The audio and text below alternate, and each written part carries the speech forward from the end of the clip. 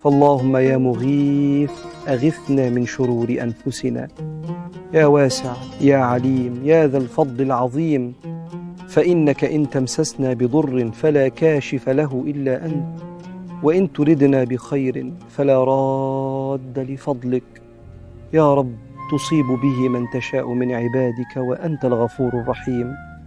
اللهم إنا فوضنا أمرنا كله إليك، وتركنا حوائجنا كلها بين يديك، فإنه لا يضيع عندك حق ولا يخيب لديك رجاء، يا رب الأرض والسماء، والحمد لله رب العالمين.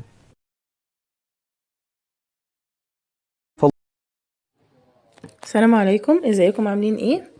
هعمل معاكم النهارده تفريزات لرمضان من كيلو لحمه بس مفروم. هنعمل منه كذا صنف. احنا بكده يعني نقدر ندبر ونوفر اي لحمه عندك مجمده، لحمه بلدي هتنفع فيها الوصفات دي. بصوا، انا معايا هنا كيلو من اللحمه البلدي المفروم. انا هنا بدأت زي ما انتم شايفين. هبتدي اعمل خلطه البرجر، خلطه الكوبيبه. انا اسفه، عايزه اقول لكم ان انا عصقت نص الكميه بتاعه اللحمه دي، قدها بصل، يعني معاها مثلا 3 بصلات كده عشان تديني كميه وفيره. وطبعا قبل ما اشتغل فيها ببتدي اشتغل في عجينه البرغل نفسها علشان بتاخد وقت معايا شويه.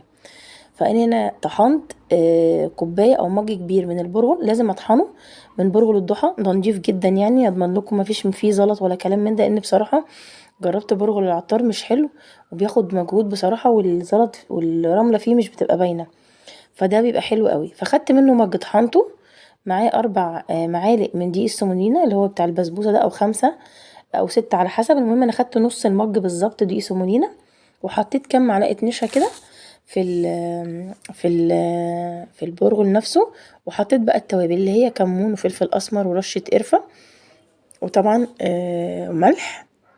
بصوا، سلقت البطاطسايه كده كبيره شويه، يعني ما تكونش صغيره، تكون كبيره او 2 وسط. سلقتهم كده، قطعتهم وسلقتهم سلق جامد. وبصوا ابتدي ان انا هرسهم معاهم وامزجهم. خلالي الصراحه العجينه هشه وجميله جدا.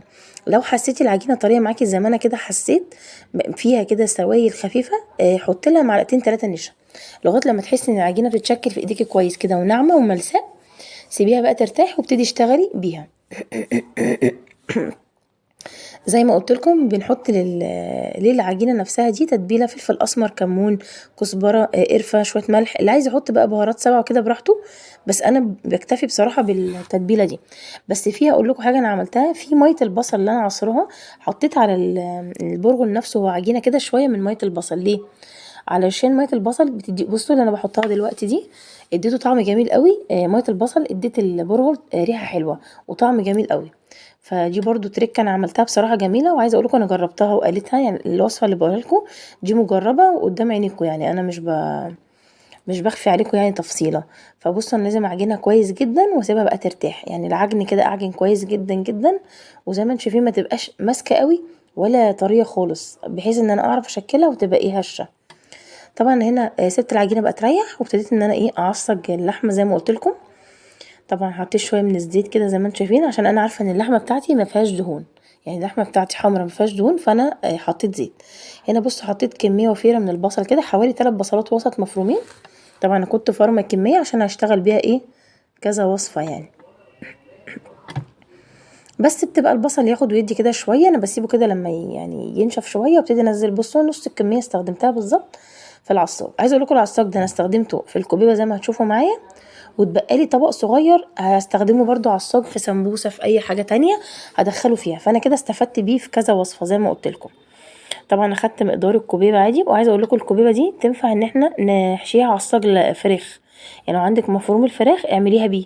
ممكن برضو مش عايزه فراخ ولا لحمه، ممكن تحطي فلفل الوان مع زيتون مع شويه من البسطرمه، تدخليه مع العصاج اللحمه او الفراخ، فيبقى الفوليوم عندك او الحشوه تبقى متناسبه، وما تاخدش منك، ما تبقاش زي اللحمه صوفي يعني.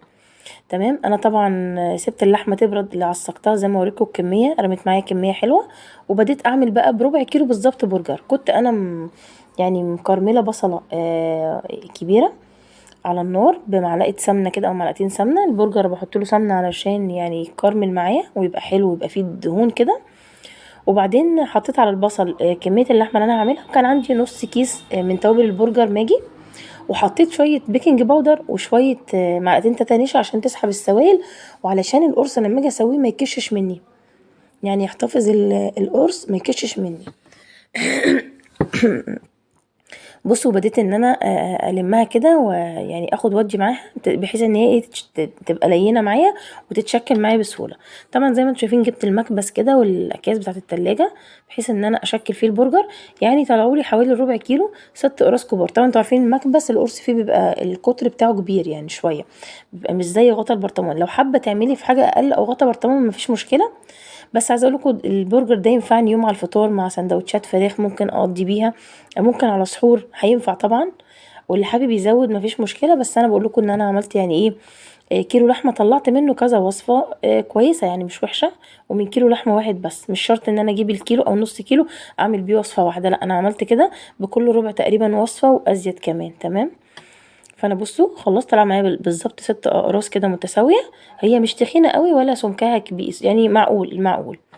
طبعا كنت خلصت فاضل لي بقى كان اخر ربع، قلت اعمله بفتيك كداب، والبفتيك بيبقى بصراحه جميل وبترمي برده معايا كميه حلوه. انا حطيت مع اللحمه بصل، بس طبعا تعصري منه الميه، يعني بصل مفروم تعصري منه الميه وتحطي عليه شويه ملح وشويه فلفل اسمر، وممكن احط قرفه. بس هو البفتيك بيبقى عباره عن ايه، بيبقى عباره عن فلفل اسمر وبصل بس، وطعم اللحم بيبقى ظاهر فيه. مش عايزه بقى احط بهارات سبعه والليله دي، لان انا مش عايزه اضيع طعم البفتيك.